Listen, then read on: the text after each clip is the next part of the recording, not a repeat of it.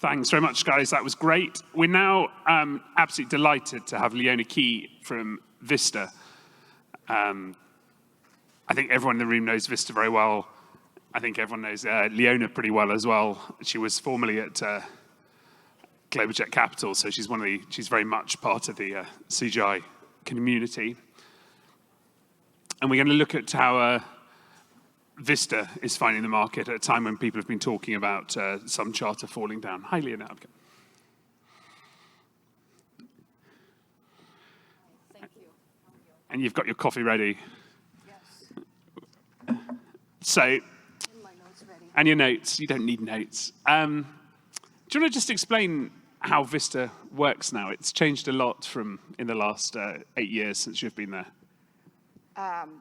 Yeah, for sure. I think what I want to talk about specifically for the US market, right? We have Vista as a group. We have two consumer-facing brands. So one is VistaJet, the other side is XO. And those two brands really cater to different type of flyers, mainly based on their pricing points and what they're looking for. So on the VistaJet side, which offers a guaranteed availability on a closed fleet, our silver and red aircraft, which is quite recognizable, and actually I'm really proud. I remember 8 years ago,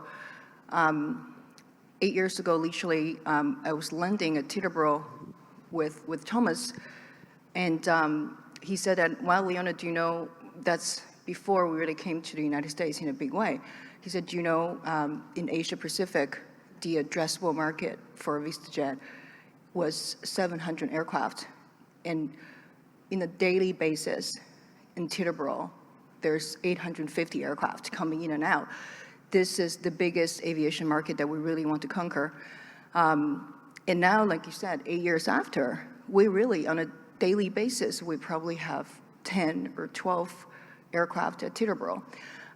So VistaJet offers our customers the guaranteed availability, a multiple-year commitment, where to us, where in return, we offer our clients the fixed hourly rates, truly around the world service zone on our closed fleet, consistency in terms of service as well as safety.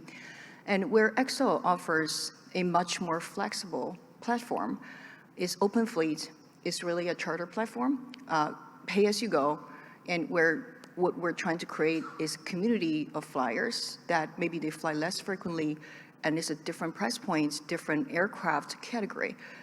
So that's the key difference. One is truly committed, the other one is not so much, but in return, one is a closed fleet, fixed rates, the other one is very much a charter platform.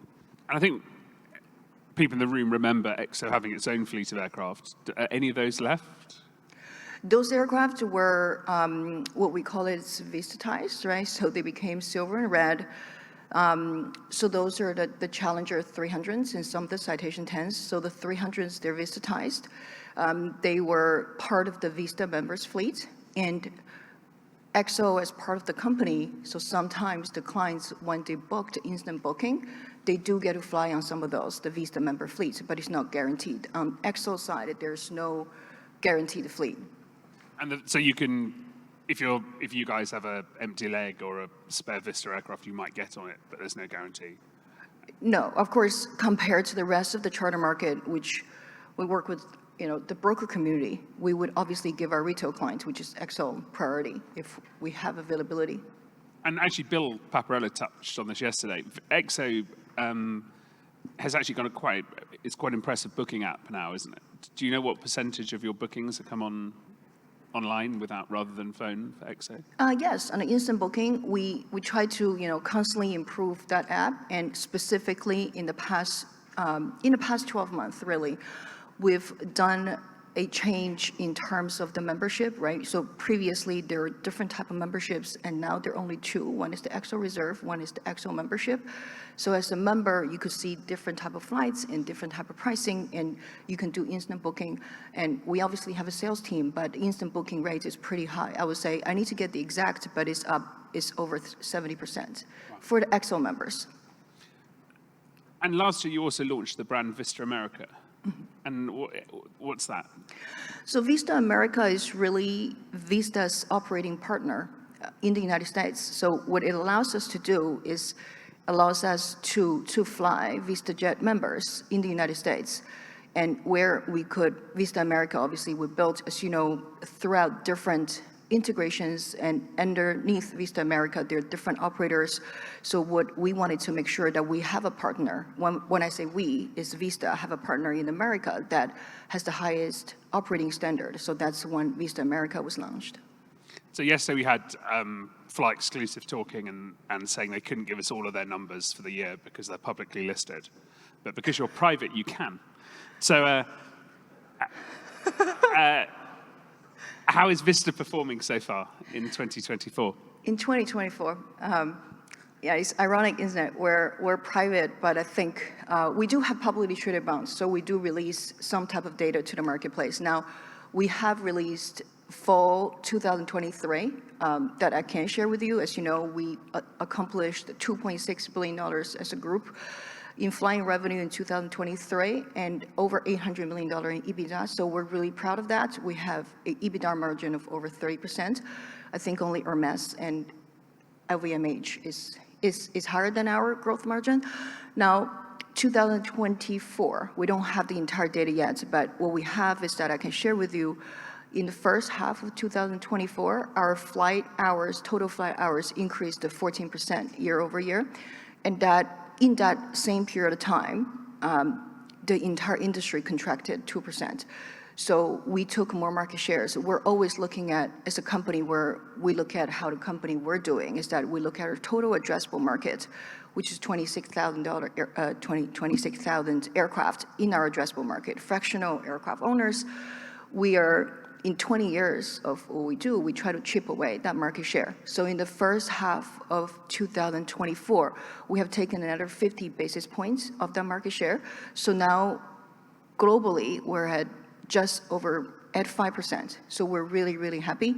As you know, we're very ambitious, so we're looking for that to increase. And have you seen any trends this year? Are passengers asking for anything different? Yes, definitely. I think, as you know, we fly some of the most demanding and people, right, on Earth, because frankly, it's not cheap to fly with VistaJet. Where I think this year the trend there's a larger trend, I think, in the luxury business. In terms of travel, specifically luxury travel, I think there's a paradigm shift. People are looking for more and more into experience. The people want to have, I think, what my daughter would call a YOLO experience, right? So where I actually do have some stats from McKinsey that I wanted to share with you, since you asked about a trend. So McKinsey recently just released a report. It says that ultra net worth individuals prefer quiet luxury with personalized service, targeting remote, private destinations accessible via private airports that feature tailored experiences available nowhere else. And global spending on luxury, leisure, hospitality by wealth segment has a 2028 growth target of increase by 10%. So what Vista has done about that, and this is where what we do, we observe and we listen to what our members ask for. So VistaJet launched our Private World program just over 3 years ago. And Private World really tried to stay in the forefront of the luxury, the quiet luxury, and the experience part of the things. So what Vista Private World gave our members are exclusive accesses with our members. For example, next week, I'll be in Las Vegas. I'm hosting a dinner with our members and the Ferrari F1 driver, Carlos Sainz, because we partner with them, and this is the type of dinner our members want to come and enjoy before the race. And this program is more than just aligning with some of the top brands in the world. It's really about listening to our clients, what type of experiences that they're looking for, right? Where I don't want to use the word money can't buy, because really you're buying it. And for VistaJet, obviously, it's great for us. Being the only truly global brand, we can fly people to remote locations. We've been gone to 96% of the world, 187 countries. So to give you another number, stats, we launched the Private Jet World. In 2023, our members booking via Private World doubled compared to 2022. In 2024, we're seeing very similar trends. Do you, in all honesty, how much of the Carlos Sainz Formula One thing is because Thomas loves motor racing? I think, I think... You don't have to answer, Derek. I think I think with Ferrari, our relationship, as you know, to be a partner with Ferrari is very difficult. That's something money literally can't buy, right? Because you have to demonstrate you share the same value. But or you race for a Ferrari. You race for Ferrari. Team at Le Mans. What I can tell you is that with different drivers, with Carlos and Charles, and next year hopefully Lewis, is one of the most highly sought after events from our members. Okay, so it's not just Thomas. Exactly. There's a question about. You guys had an amazing post-COVID bounce, and you also were very acquisitive. You bought Jet Edge, you bought Air Hamburg, to cope with that demand. There's a question from the audience going, how is Vista made up for a loss of revenue during COVID with large cabin flying? I think someone was saying, how did VistaJet make up for the loss of revenue during COVID? With large cabin flying decreasing. You actually saw demand very quickly, didn't you, from COVID? Yeah, I think actually COVID, we saw the bounce back from July 2020. So there was a slow period of time, I would say about 3 months. And from July, we were flying, we're quite busy. Since I think July 26th was the date that the revenue surpassed 2019. We've had a lot of talk in the last 3 days about how strong demand is for fractional growth and how owners are fed up of having to deal with things like maintenance and the problems. Your biggest competitor is probably still fractional for the Vista product in America, isn't it? Correct, absolutely, yeah. For VistaJet, yes. And how do you think your growth is compared to fractional? I think I look at their numbers, right? They'll release numbers. I think we're running a very different model. So the VistaJet model is that there's no asset risk to the customers. They're buying these hours, subscription-based, the multiple-year program. Now, the advantage of that is that we don't need to wait for 8 owners to actually buy the aircraft to take delivery. What we do is we purchase the asset first, and we would be able to sell it to our members. And once that ran out, we try to buy more fleet. The advantage of that, and hence you could see how the company, we have the 2 sides of the program. In the meantime, when we have excess capacity, we have our retail customers from the XO side and then obviously the wholesale. But do you think you're growing as fast as NetJets and Flex have been, or do you think you're growing faster? We're definitely growing faster because we didn't just stop, right, for a while. Specifically, I think last year and the year before. I think now there's some capacity from the fractionals. They started to reopen up some of the cards program. Does it feel like demand's slowing down slightly from that, crazy post-lockdown boom we had? So I think, if you look at all the trends, there's definitely, there is a slowdown, right, from the post-COVID. I think where I wanted to say, because during COVID, there is this surge, like influx of customers coming in, but I want to note that there's no first-time flyers that actually came in and signed up with VistaJet immediately. We've seen like a surge on XO side, right, because VistaJet is the next level, and it's a multiple-year commitment. You typically don't come in and say that is, we always say that flying XO or any charter trip is like going on a date, where with the program is you're committed to a marriage. So I think on that only side, for 3 years. Only for 3 years. I mean, you could renew, right? Actually, it works great if every marriage works that. So in 3 years' time, you have a chance to renew, right? So you work hard on that.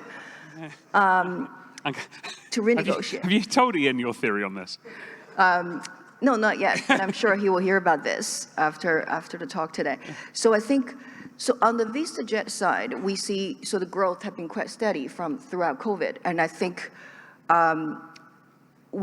for Vista, we're really proud, like I was talking about, bucking the industry trend, even though the general market from the charter side contracted 2% in 2024, first half. We increased our flight revenue more than 14%. How reactive is the XO group? Because we had Sentient yesterday talking about how they've seen a big demand in jet cards since the election last week. Have you seen that on XO? Have you seen people booking charter? Has the charter bookings on XO gone up or not noticeably? In the past 6 days, I do have to say that towards the second half, because we look at our revenue, right? October revenue compared to October revenue 2023, it's very similar. It's up a little bit on XO side, but definitely, you could feel it the last 2 weeks before election. It was a bit slower. Some people, there's a wait and see, but on the XO side, not so much. People are flying. More on the VistaJet side, we have contracts negotiated and ready to go. People said, okay, wait, I'm gonna sign and fund after election. So it was great on the Vista side for my team in the last 3-4 days. There's a lot of contracts signed. That's interesting, but they probably would have signed anyway. I would like to think so. We've got a question from the audience about what is your take on the buy the seat option for charter on XO and others? I don't manage that part of the shared seat option. I think we've been, I don't really have the data there, but we're doing, New York and South Florida is a very popular route. This year, Vista America took delivery of Global 7500. How's that going down? It's really what we heard of customers' demand, where if you think about it, United States is the biggest and most mature business aviation market, but where you really don't have that connectivity throughout and being consistent throughout the world, right? So our customers that have bought hours with us on the 7,500, they're flying internationally, and then they say, wait a minute, I want to use the same aircraft to flying from New York to Palm Beach, even though they have to pay 4-hour minimum, or flying from New York to LA. So we listen to our customers, so that's why we worked with Vista America. We brought 2 unregistered aircraft so that the clients that decide to take that aircraft type, contractually, they can fly that anywhere in the world, especially, in America. So actually that really paid off for us. In 2023, Vista saw the number of global 7,500 flight hours in the United States increase by, guess what percentage? 300%. 76%. I wish it's 300%. So that must have been disappointing. 76%. And especially the existing, now what really helped us is that the existing members on that aircraft type, they did add-on, they increased their subscription by 38%. And we're the company on that, the most advanced aircraft today in business jet world. We're really the company that offered the connectivity throughout the world. You've actually historically, you've always had more aircraft on order than you do at the moment. Would you like to announce an order today? I don't think that's my call. So that's a question that will be, you should ask Thomas. Okay, sticking with questions you don't want to answer. There's been a lot of negative I'm trying to phrase this because there is a court case in Malta, but there's been quite a lot of noise and negative briefings about Vista. How has that affected the business? Has that upset people who work at Vista, or how's it gone down? So what can I say? I always say this: what's life without drama, right? It would just be boring.